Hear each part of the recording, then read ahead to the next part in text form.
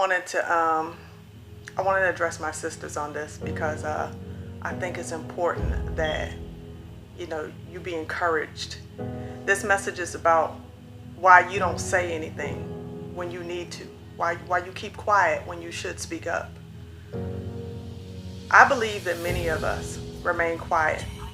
Those of us who have been called to a life of wisdom, holiness, separateness, being set apart, sanctified.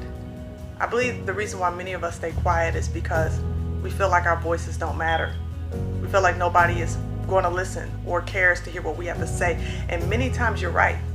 Many times in society, especially when you're talking about our community and the religious leaders and religious people as a whole, they don't want to hear what we have to say if it is something that they deem is just too deep.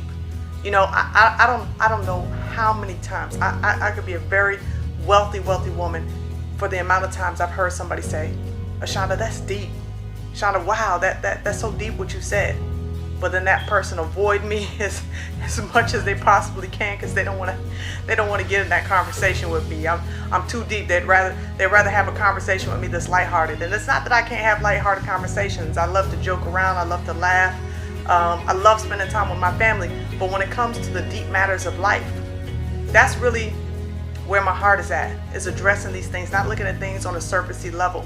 And I believe many women like me don't speak up because of fear that we're going to be ignored, fear that we're going to be looked at as foolish or shameful or out of our place for saying something, speaking truth to power and saying, you know what, that behavior is unacceptable. I know that many women who are very powerful, very strong, very godly women who have allowed themselves to be literally put into a shell. They have allowed themselves to be boxed into a shell when they got married.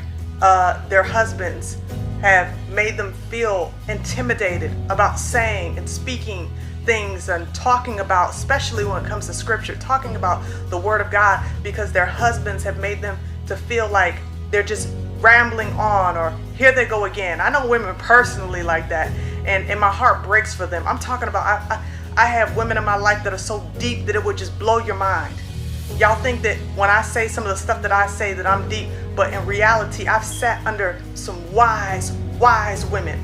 I mean, I can almost cry when I think about how wise these women are, holy these women are. I'm not talking about women talking the foolishness of this world and demonic things, and I'm talking about women that are movers and shakers that have shook society.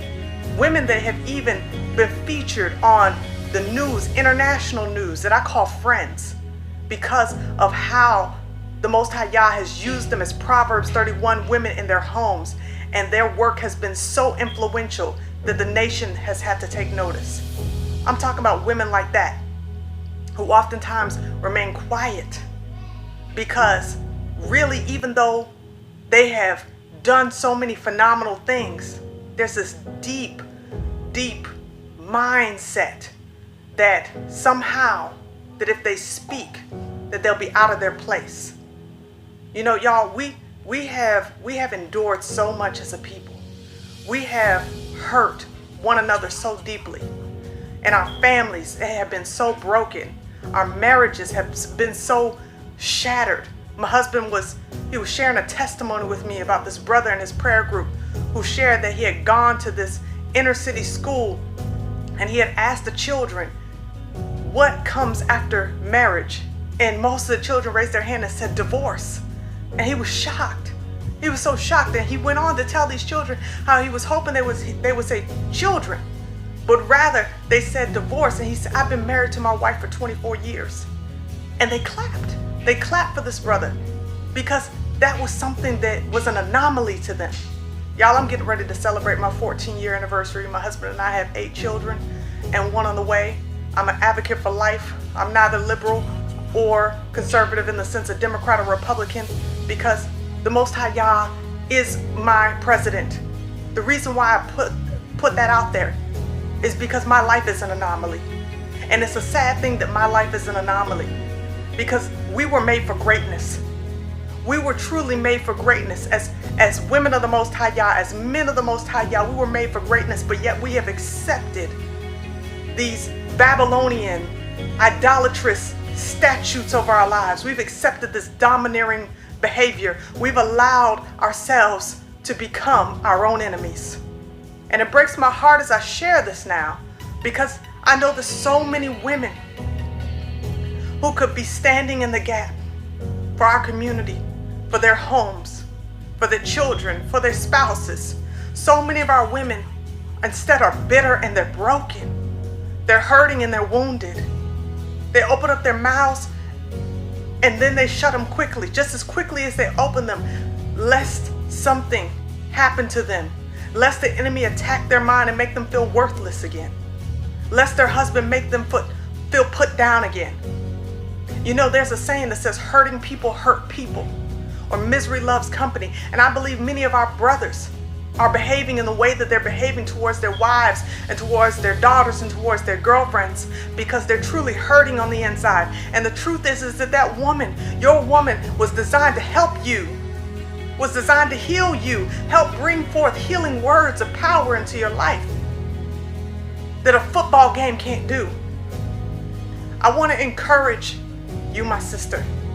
I want to encourage you to use your voice as a beacon of light and hope.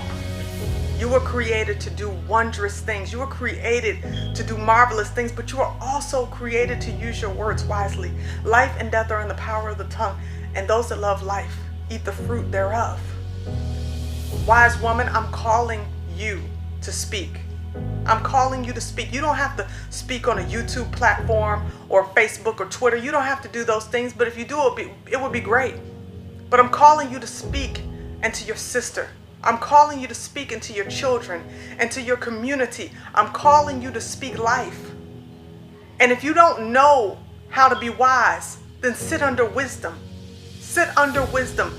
Pray to the Most High Yah that He will bring women in your life that can teach you how to be wise. Not wise in the sense that Eve thought that she would be able to usurp the power of the Most High Yah by eating of the forbidden fruit. That's the devilish wisdom.